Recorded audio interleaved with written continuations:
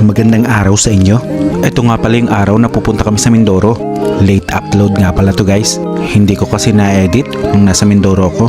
Medyo busy kasi kami nun. Simula nga to guys sa bahay namin hanggang sa makasakay kami ng barko. Sumita nga pala ako guys ng sasakyan papunta ng Batangas Pier. Mahirap kasi kapag may bata. Kapit bahay lang din naman namin yung nakuha naming sasakyan. Para sa mga kagaya kong OFW, baka namimiss nyo ang mga daan dito sa Pilipinas. Lalong-lalo na tong galing Cavite papuntang Batangas Pier. Nakapag-video pala tayo kahit konti guys. Kaya panoorin nyo na hanggang dulo. Sa totoo lang, na-enjoy ko nga pala yung papunta namin sa Batangas Pier. Maganda na kasi yung mga daan, malawak. At saka wala kaming nadaan ng traffic. Kaya dire-diretso lang kami. Noong una kasing nagpupunta ako rito, napaka-traffic. Kaya parang ang isang buong araw mo, sa pagta-travel mo lang makukonsumo. Meron na nga daw palang bagong bukas dito, yung Kalak. Hindi ko lang alam kung kailan to binuksan pero ngayon lang ako nakadaan dito. Napakaganda, napakalawak, tsaka napakabilis ng pagta-travel namin. Umalis nga pala kami guys ng alas 10 ng umaga. Tamang-tama at mga sakto rin ng tulog ng mga bata. Pinainom na rin namin ng Bonamin si Kuya Nat. Masyado kasing mahiluhin sa biyahe. At awa nga ng Diyos, hindi naman siya nagsuka. Medyo inabot lang kami ng ulan. Madali lang din kami nakarating sa Batangas Pier. Mabilis din naman kasi yung driver namin. 5 nga pala kami guys na nakasakay dyan. Si Kueste, si Nathan, ang inay, si Nalin, at saka yung asawa ko. Medyo marami rin kaming bagaheng dala. First time kasing makakauwi ni natin ngayon. At saka ni Claypot, kaya medyo magtatagal sila doon. Pero kami, 6 na araw lang kami dahil ang pasok ni Kuya. Magbabakasyon muna rin pala si Kuya Este habang nandito ako.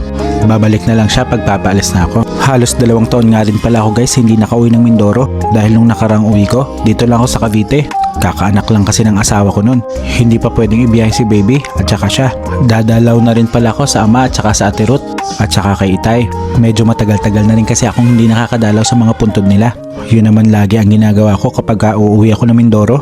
Dinadalaw ko rin nga pala si Kuya Joel at saka ang lolo ko.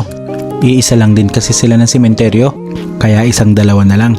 Sa punto ng video niyan, tulog na mga bata. Si Nathan din nakatulog na. Napakaganda nga pala ng paligid na yan. Kung ako may sasakyan, napakasarap mag-drive. Luntian ang paligid at malamig yung panahon. Wala naman kaming masyadong itinerary pagdating ng Mindoro. Unang-una namin gagawin yung magpahilot. At yun nga, dumalaw sa mga nawala na. Paborito pala ni Nathan na nagmumotor kami. Nag-e-enjoy siya kasi pagkakaangkas ko siya sa motor. Napakasarap kasing magmotor sa Mindoro. Malamig, walang traffic, at napakaganda ng kapaligiran. First time nga pala ulit makakabalik ni Nathan dito simula ng 3 years old siya. Nung una, ayaw na ayaw niyang pumunta kasi nga natatakot siya na magsusuka siya. Napakalayo raw kasi ng Mindoro at ayaw niyang sumakay ng mga bus dahil nga nagsusuka siya sa biyahe. Kaya minabuti nga rin namin na kumuha na lang kami ng sasakyan. Aarkilahin na lang namin hanggang Pier ng Batangas. At awa naman ng Diyos, hindi nga siya nagsuka. Gustong gusto ko sana makapag-beach kami sa Mindoro. Kaso kulang yung araw. Yun kasing hilot ng mga bata may bilang ng araw. Kaya hindi rin kami makaalis-alis agad. Tapos papasok na si Kuya the next week. Kaya talagang yung beach, baka saka na lang muna. Gusto ko sana makapag-beach kami ng mga bata dahil sa ubo at sipon nila. Ganun din naman sa amin mag-asawa. Puro kasi kami may sipon at ubo. Next time na nga lang siguro. Flight ko pala guys sa 26, pabalik ng Dubai. Kaya meron na lang akong 1 week. Medyo hinahabol na rin ako ng trabaho. Kaya hindi ko alam kung excited ba akong pumalik o ayaw ko nang bumalik. Pero syempre joke lang yun, babalik talaga ako. Pagka ganitong maraming gastos, hindi pwedeng magstay sa Pilipinas ngayon. Lalo na't napakahirap humanap ng trabaho rito. Kahit may experience ka na, mahirap pa rin. Sana nga dumating yung time na dito na lang tayo makapag-work lahat ng Pilipino sa Pilipinas. Mahirap din kasing malayo talaga sa pamilya. Sadyang tiisan lang. Talagang darating din tayo dyan guys. Napakasarap nga guys pagmasdan yung mga ulap. Tapos luntian ang paligid. Maayos na daloy ng trapiko. Perfect! Ang sarap mag-travel pagka ganyan. At ito na nga guys, nasa Batangas City na kami. Ilang hilinga na lang. Tulog na tulog pa rin yung mga bata sa likod. Ang inay naman todo kwento pa rin. Maya-maya lang sasakay na tayo ng barko. Nasa Batangas City na tayo. Unang-una kong naiisip kapag kasakay ko ng barko, magvi-video ako ng napakaganda. Kaso wala kayong nakita sa mga video ko dahil talagang hindi ako nakapag-video ng maayos. Nagkaroon kasi ng sinati. Hindi basta magpababa.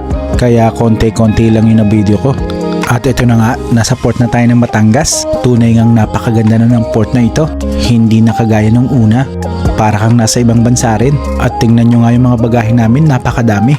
Si Kuya, tuwang-tuwa at hindi daw siya nagsuka. Napaka-brave daw niya.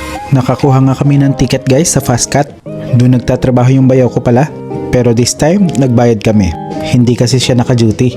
Napakaganda nga ng terminal na to guys. Pwede mo rin talaga siyang ihambing sa RTA. Napakaganda, napakaluwag. At ito na nga guys, nasa barko na nga kami. Konti nga lang yung pasahero guys. Ilang sandali pa, umalis na nga rin pala kami. Nagsimula nang pumalaat yung barko namin. Napakaganda nga ng panahon guys. Napakatahimik ng dagat. Napaka-smooth lang. Nakatulog nga rin pala si Nati at si Nathan dyan sa loob ng barko. Kumain din nga pala kami pagkatapos namin makasakay ng barko. Nagutom kasi kami sa biyahe. Napakasarap nga guys pagmasdan ng mga alon dito. Napakababait. Hindi mo mararamdaman kapag nakasakay ka ng barko. May one time kasing nakasakay ako ng barko na napakalakas ng alon. Akala mo hindi na makakabawi ng barko nyo. Nagkanda suka-suka rin ako nun. Pero gabi kasi yon. Kaya simula noon hindi na ako sumasakay ng gabi. Nasa bandang likod nga pala kami guys ng barko. Medyo natatakot daw si Nathan dyan. Pero gustong gusto niya yung mga nakikita niya. Kaya yan, humiling siya ng picture. Kaso vinidyo pala ng mama niya. So paano guys, medyo mahaba na to. Salamat sa panunood. Hanggang sa muli naming pagpunta ng Mindoro. Magandang araw.